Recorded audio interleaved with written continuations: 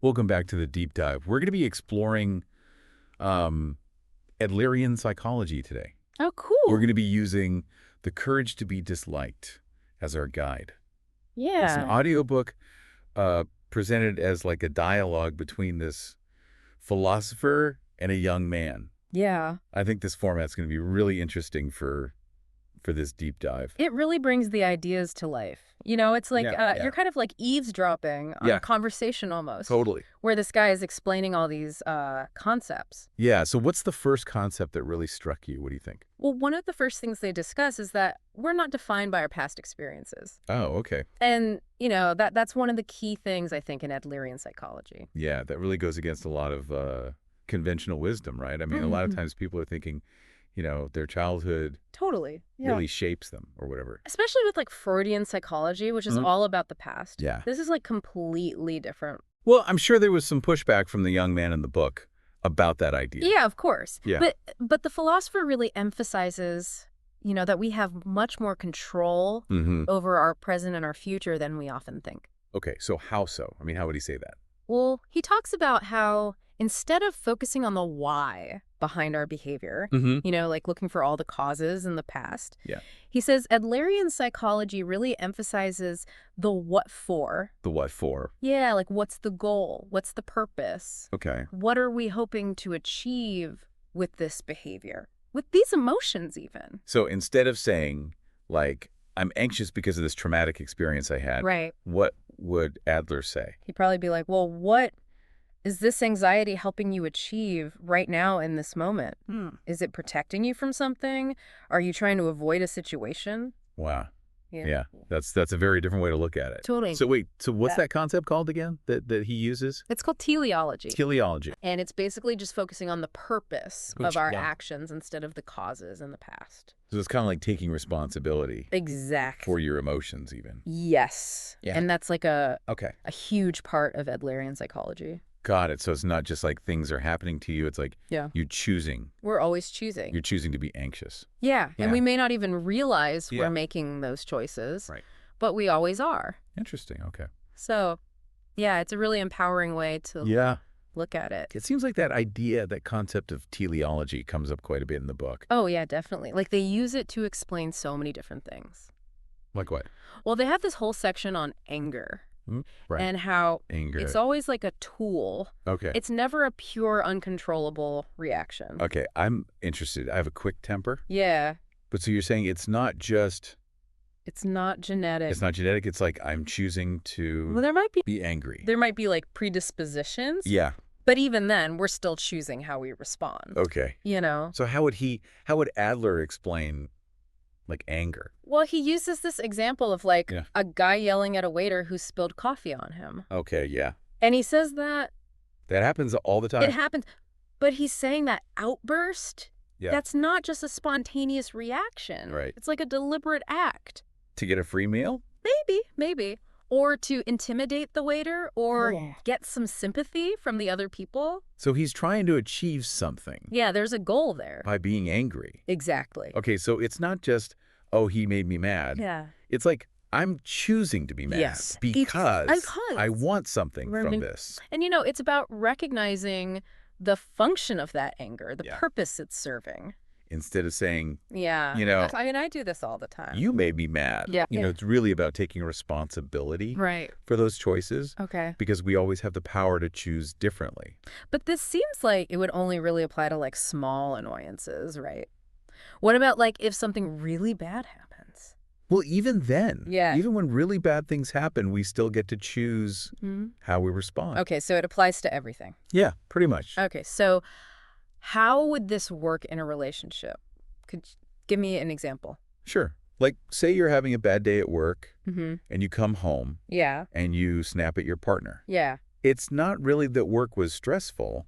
It's that you're making a choice Oh, wow. to take out your frustration on them. Okay. Does that make sense? Yeah, so it's really about recognizing those patterns and then... Yeah, and taking ownership, Okay, got it. It's really empowering. That's a good word for it, I think. Empowering. Yeah. Are there other emotions or anything else that Adlerian psychology uses this concept of teleology to explain? Oh, yeah. Tons of things. In fact, they talk a lot about the feeling of inferiority. Oh, Okay. You know? It's not bad, though. Like, Well, he actually said, inferiority complex or something. right, he actually says that Yeah, so throw it. everyone experiences feelings of inferiority. It's a natural part of being human. So what's the difference between just feeling inferior and then having, like, a complex? He says it's all about how we respond Okay. to those feelings. Okay. So, like, the feeling of inferiority itself can Yeah. actually be a really powerful motivator Okay. for growth. Okay. You know, it can push us to learn, to improve, Got it. to strive for something better. So, like, the young man in the book, is he struggling with what? Yeah. Inferiority or... He's struggling with feeling inadequate Okay. and not good enough. Okay. So what's the difference between that and just feeling inferior? Well, he says it becomes a complex Oh, when we right. use it as an excuse Okay. to avoid challenges Got it. or give up on our goals. So someone could say, I'm not good at public speaking, Right. so I could never give a presentation and just never even try. Exactly. But if that same person said, Sure. I'm not good at public speaking yet, but I'm going to take a class Yeah. and practice, Yeah. they're using that feeling Okay. of inferiority as fuel for growth. Yeah, so it's all about, like, It's the mindset, the mindset. like perspective. Yeah, and taking responsibility Yeah, for your own growth and all that. exactly. Okay, I get it. And that's actually where the Yeah. courage to be disliked. Oh, okay. That's the title. I feel like this is a good place to stop for now. Yeah, that's a big one. Yeah. We could talk about that more next time. Sounds good. Welcome back to the deep dive. We're in the thick of it now. Yeah. With this whole concept of the courage to be disliked. Yeah, this one's pretty powerful. Yeah. It's kind of rebellious, right? Like, it's saying Totally. it's okay to not worry about what other people think all the time. It goes against like everything we're Yeah. told, Yeah. you know, about being likable Yeah, and fitting in. fitting in and Yeah. needing everyone to approve of you. Yeah. Okay, so, but there has to be some middle ground, right? Like, we're Right. social creatures. We need to get along. Yeah, and the book definitely doesn't advocate for like Okay. becoming a hermit and not caring what anyone thinks. Okay, so what's the middle ground? It's more about recognizing that you just can't control what Yeah. other people think of you. Right. The only thing you can control is your own Okay. behavior Right. and your own choices. It's a good point. And the philosopher in the book has this really strong statement. I thought it was really good when he said, Oh, yeah. freedom is being disliked by other people. Is that good one? It's very bold, It is. It is. but I feel like it makes sense. Yeah. Like, what is he trying to get at with that statement? I think he's saying Yeah. that if you're always worried about pleasing everybody, then you end up just Right. doing what they expect and not. You're living according to their values Yeah. instead of your own. Okay, so it's about Yeah. living in accordance with your values, even if other people I don't s- like it. Yeah. Like, you have to have the courage Yeah. to make choices that align with your sense of self. Mm-hmm. And I'm sure that could be, It's hard, difficult. yeah, especially, Yeah, especially when it comes to people world whose opinions you really where we're constantly how you told how we should be, right, how we should look, how we should act. how to fit in. Yeah. Yeah, So what do you do when you know somebody close to you right. doesn't like what you're doing or? Well, that's where the separation of tasks comes in. Oh, okay. Right. We talked about that a little bit Yeah, so this before. So how does that apply here? Basically, it's recognizing the boundaries Okay. between what is your responsibility Mhm. and what is the other person's. the responsibility of others. Okay. So we should focus on what we can control, Okay. which is our own thoughts, feelings, and actions. And we Yeah. have to kind of let go Of of trying to control things that are outside of our control, which is like other people's. like other people's Us and feelings. thoughts, feelings, actions. Okay, so like if someone is being really critical Right. of my choices, It's it's their task. their task to deal with. Yeah. It's not my job to try to change their mind or get them to like me or... You can try to have a conversation, Okay. but ultimately you can't control their response. Okay, so it's their task, not mine. Right. This seems like it could be really helpful Oh, in yeah. a lot of different All sorts of relationships. situations, yeah. Like with your family or even at work or even, a friend who's making bad choices. Yeah, you can't fix people. Right? Well, You can't. And a lot of times right. we try. We do. Yeah. And so this is saying, Let go. let go. Focus on yourself. And that can be difficult, It can be really hard. especially when you care about somebody. Yeah. But ultimately, that's what leads to It's the healthiest way healthier relationships. to approach it. Okay. So this seems Yeah. similar to horizontal relationships that we talked about, right? Exactly. How does that? Because it's about mutual respect. Okay. It's recognizing that everyone is equal. Even if one person has more power or something like that. Yeah, even when there's a power differential. Yeah, so like even with your parents or with your boss at work, Yeah. it should still be this. Which can be a really challenging concept for people. We're brought up with hierarchies. Totally. But the idea is that Yeah. everyone deserves respect, regardless of their position. Okay, so it's about You know. approaching every relationship with equality. Yeah. Yeah, and respecting the other person's perspective, and even if you don't like it. And their right to make their own choice. Their choices, yeah. Okay, so how does... And that's where encouragement. Encouragement. Okay, how is that different from just like praising somebody or like punishing them? So the book argues that both praise and punishment create kind of this dynamic of independence. Okay. So praise often relies on external validation. So it's like, good job. Yeah. And it can make people feel like their worth is contingent upon meeting someone else's expectations. So instead of saying good job, you would say, what? In an Adlerian way. You might say something like, I noticed how hard you worked on that. Oh, good. Or I can see how much you've learned. So you're focusing on the process. Exactly. It's about the process. Not the outcome. Not the outcome. Well, the outcome. Oh, that's really interesting. Yeah. It's about fostering intrinsic motivation. Okay, so it's about them feeling good about themselves. Yeah.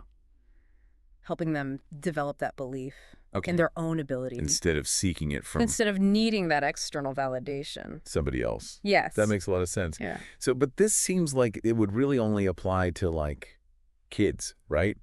Like how would you encourage your boss? Well, I mean, you can apply these principles to any relationship, really. Okay, so how would you... Get a kebab. How would you encourage your boss? How do you interact with your colleagues, your friends, your partner? It's a good point. I hadn't thought about it like that. Are you creating space? So it's about making people feel... To grow. Safe. Yeah. And that they can... Without judgment. Take risks and stuff. Exactly. Are you acknowledging their effort even when they make mistakes? Yeah. Instead of criticizing all the time. Yeah. Yeah, that's a good point. It's a really powerful shift in perspective. I like that. Yeah. Okay, so this reminds me of another concept that we talked about, which was that all problems are interpersonal relationship problems. Oh, yes.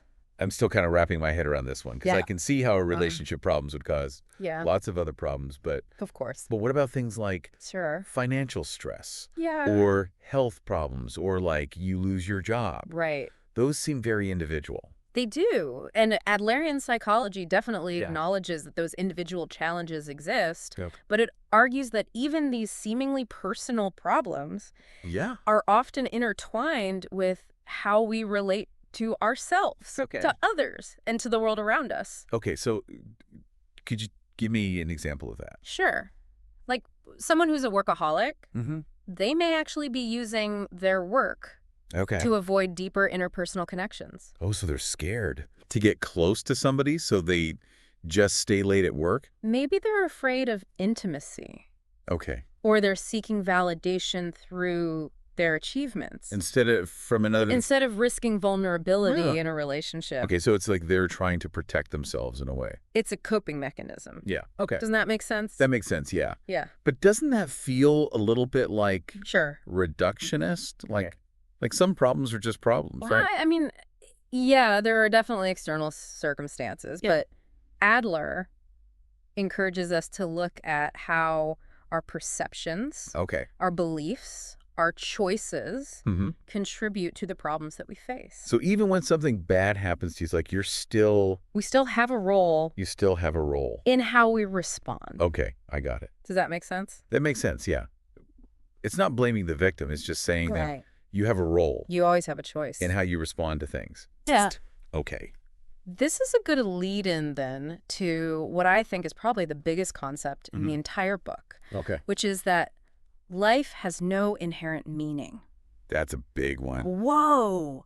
Isn't that a bit realistic? It can sound that way. Yeah. Like, why bother? But the book argues that this lack of inherent meaning isn't a bad thing. Okay. It's actually... So it's not like saying nothing matters. No, it's more like an invitation to create our own meaning.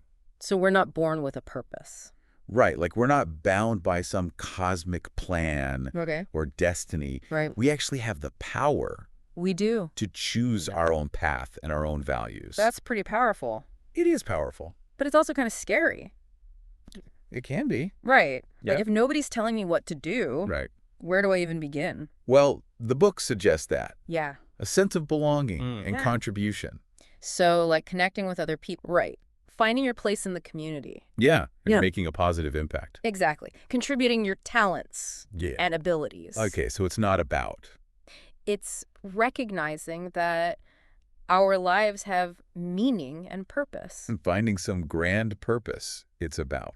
Beyond our individual experiences. Connecting with other people. Yeah, exactly. It's like that social interest. Yes. Social interest. We were talking. That we talked about before. Okay. It's really about shifting our focus. Okay. From self-interest to others. A broader concern for others. Got it. Okay, so what's the next big concept? Well, that leads us into the importance of living in the here and now. Okay. Living in the present. Being present. Yeah, that comes up a lot these days. It does. Like mindfulness and meditation, yoga. Yeah. What's different about Adlerian? The Adlerian approach. Approach to it, yeah. Welcome back to the Deep Dive. We're wrapping up our exploration of Adlerian psychology, and this idea of living in the present moment really stuck with me. It's a powerful concept. It is. What did you find interesting about that concept? Well, the audiobook emphasizes that, like, dwelling on the past, or worrying about the future, it really just robs us of the only moment we truly have, which is the present. It's like you can't change the past. Exactly. And the future hasn't happened yet, so what's the point of worrying? Yeah, and all that worrying, it can actually lead to more problems. A lot of anxiety, regret, and even a sense of powerlessness. Yeah, so instead of doing all that, we should just be focusing on what we can control. We can control. Which is this moment. Right now. Yeah. I can see how this ties into the concept of teleology, too. Exactly. Because if you're so focused on the past or the future, then you're missing out on actually choosing how to respond in this moment. Yeah. Okay. And the audiobook, I think, uses a really good metaphor for this. Yeah. Oh, yeah. They say that life is like a dance. A dance. Okay. So explain that a little bit more.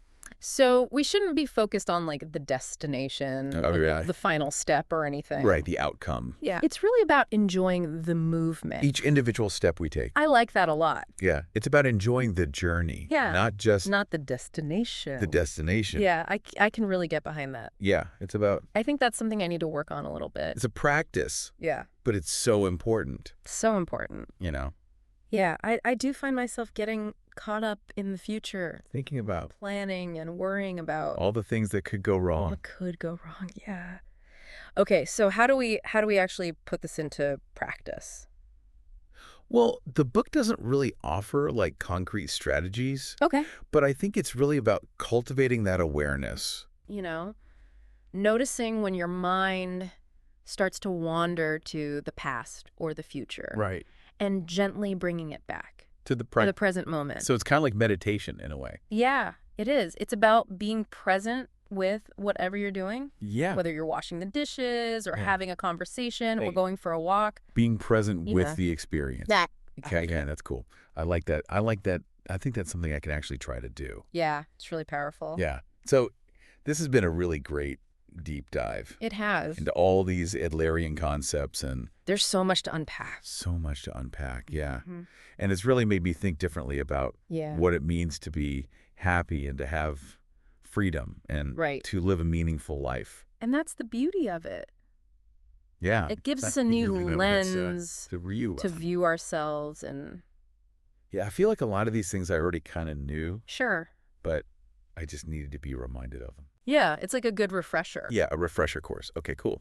So if our listeners were to take away just one thing from this deep dive into the courage to be disliked, what would you say is the most essential message?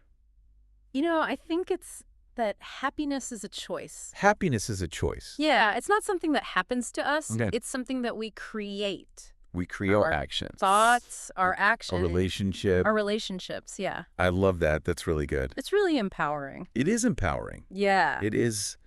Okay, well, this has been an awesome podcast. I really appreciate you coming on the show. Yeah, thanks for having me. And talking to us about all this. And absolutely. To our listeners, thank you for joining us. Yeah. On this deep dive into Adlerian psychology, and we hope you'll join us again next time. See you next time.